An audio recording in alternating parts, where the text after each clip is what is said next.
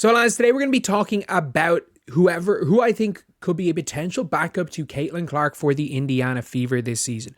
Because obviously the only other point guard they have, Grace Berger, was just cut. And they're not running with Jaylen Brown as the backup point guard. That's not happening.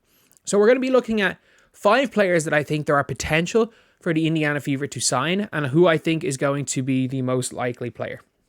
I think it is 4 players, other players that I think, one of them played last season for the Fever, a few of them are overseas, and also one of them I think is a long shot out there, but the more I think about it, the more I think it's actually a possibility. And this long shot one isn't really a point guard, but can play there. Because Caitlin Clark plays so many minutes, you don't really need someone to settle things down when she's at the one. You want someone just to go. And that player is the least likely scenario, and it is Britney Sykes. What it would cost to get Britney Sykes, for me, it would be some sort of a trade where it's like you give up, to make salaries work, you would have to give up Lexi Hull, you would have to give up Katie Lou Samuelson, and a 2026 first round pick. And you would get Britney Sykes, and you could probably take Sika Kone as well. And Sika Kone is your backup athletic center. And that fills out the backup center position, and it also sorts out your backup point guard position. And again, you've got the best bench player in the W then in Britney Sykes. Again, people are like, oh, Britney Sykes will want to start. There's not many good teams Britney Sykes wants to start for. Just like someone like a Mariana Mabry, you got to make a choice. Is starting more important than winning? If starting is more important than winning, then yeah, you go for it then. You go and keep playing for the Mystics, and the Mystics are trying to tank. It gets off Katie Lou's contract. As far as the contracts are concerned, with Sika Kone's contract, her being a 3rd round pick and all back in 2022, it kind of evens out then. That would be an interesting trade. That would be the home run trade, but I don't think it's going to happen. And again, I don't think the Fever are going to move off Lexi Hull. But that's what it would cost to get Britney Sykes.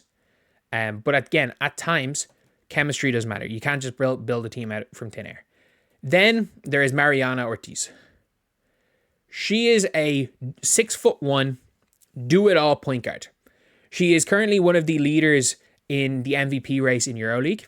She played for Spain at the Olympics, averaged about 8 points per game. And what she can do is a bit of everything. She can pass, she can shoot, she runs the floor, she can control the game, she can play with tempo at times, she can slow it down at times. She's not going to completely control a game. She's not going to take over a game like Caitlin Clark. She's top 10 in EuroLeague MVP voting while averaging 6, 6, and 6. She is a do-it-all point guard. And I think that just her having no real flaws as a point guard can make her a really interesting backup. But 32 years old, never came over to the W, don't see it happening. But this would be an interesting one if they are looking overseas. Then we have got the one that Julie Vanloo was in Twitter Spaces.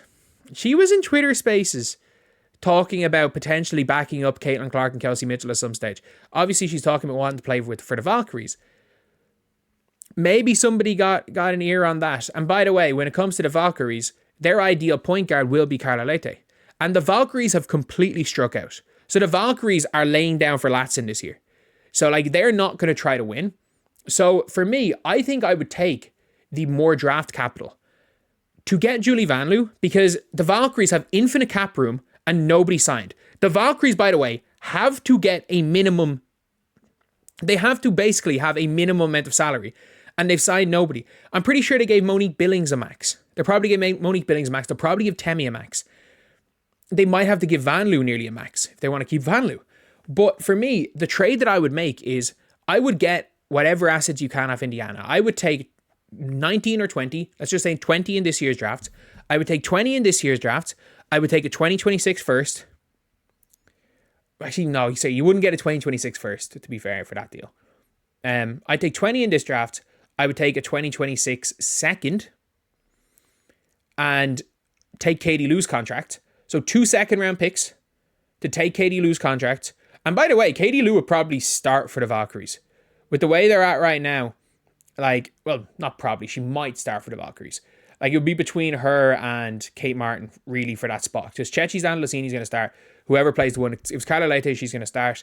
And then 4-5's Monique Billings-Temi for Temi LGBT Benley. Because I don't want to be demonetized. Did not say her full name. Then we have got, like, Julie Vanloo, who's a player that would fit the Fever because she can come off the bench at the 1 and the 2. Very similar way to a Grace Berger. She can run the show from the passing, or she could be mini Enrique if she wants to be. Would be a decent signing. And then there is someone who actually, when she acts like mini Enrique for Belgium, her actual point guard, Julie Allemand, might be available.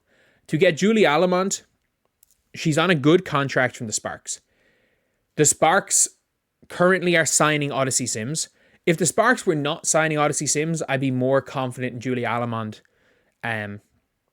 being there. Everyone's talking about how much the Sparks need a point guard and in the draft, so they're probably going to take a point guard with that 9-10 pick. So Julie Allemand is just going to be there. She's just going to be there. She is I'm not going to say starting caliber point guard in the W, but like she's a really good backup. And like when she plays for Belgium, she's as good, if not better, than Julie Vanloo as their actual point guard. Like, she was a big reason why they weren't nearly Olympic favourites, whereas they'd nearly beaten USA earlier and they were Eurobasket champions. Losing Julie Allemand was a huge one. Like, Julie Allemand is more of a true point guard than Julie Vanloo. Julie Vanloo, though, the reason why I would be more interested in Julie Vanloo is positional versatility. I think positional versatility is a huge thing in the sport of basketball, especially when it comes to a backcourt where Caitlin Clark and Kelsey Mitchell are both going to play between 32 and 35 minutes a game. And depending on which one of them's playing better, you're going to have to be able to play the one or the two, because those like 8 to 9 minutes a game you're going to play, you've got to be able to split them between two positions, because there's going to be days where Caitlin Clark plays 40. There's going to be games where Kelsey Mitchell plays 40. There's going to be games where one or the other is going to be in foul trouble, especially if they're starting to play more defense. And you got to be able to do both. So I think positional versatility is so important at that point guard position. But last up, this is the one I don't want. Erica Wheeler back at a minimum. Erica Wheeler back. I think that there's a non-0% chance that Erica Wheeler comes back. Like, I actually do. I think there is a non-0% chance that Erica Wheeler comes back to the Indiana Fever as a vet player. Like, they clearly don't want young players. In my opinion, this would be the worst possible move, because like, Erica Wheeler has not been even as good as Grace Berger in Turkey, and she's like 10 years older. She's 10 years older, and the team doesn't need any more vets for the sake of it. Like, yeah, the team wants vets. The team wants vets that are going to be winners, but like, what you don't need is just a vet for the sake of it. You don't need to do what the Fever did back in the day and throw a max contract at somebody just because they needed to give out money like the Valkyries can do. But Erica Wheeler, when it comes to it, like, she is almost like, she would be vet for the sake of it. Not somebody that I would want at all, but there is still a chance, because she got on well with the team, and if they value team chemistry, Wheeler could be an important one. I think the most likely scenario is Julie Vanloo. I think that is the most likely scenario, because look, the spaces were taken down when Julie Vanloo when she was speaking it. They were taken down, hence why I took down my video. Like, didn't hear anything from her. Not saying that anyway. Not saying that in any way. Don't know why.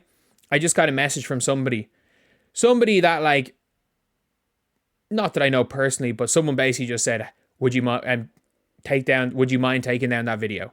And I was like, okay, yeah. If this person asked me to take down the video, they probably had a reason. I have a feeling Julie Vanloo is going to be the Fever's backup point guard. I have a feeling.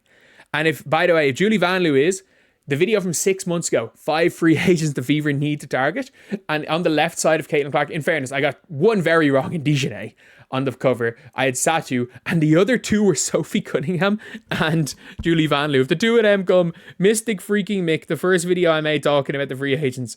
But yeah, it is an overall, like, mad situation here with the backup point guard with Grace Berger going, but this would be my pick. Not, to be honest, my pick would be, if you're on purely basketball reasons, if you can find a way to get a Britney Sykes, but she won't, Like, the thing is, Britney Sykes won't do it to play 15 minutes a game. Like, that's the thing. She won't do that. Whereas, like, Julie Vanloo, I think, would be okay doing that because, like, she's in her 30s. I think she just wants to come in and win, to be honest. So, yeah, that's pretty much it. Caitlin Clark needing a backup for the Fever, obviously. It is what it is. Like, she's super player, an absolutely super player. And, like, being as good as Caitlin Clark is, you're always going to need a backup and you're going to need a backup that's cool playing 20 minutes one game and 8 minutes the next game, which is hard to do.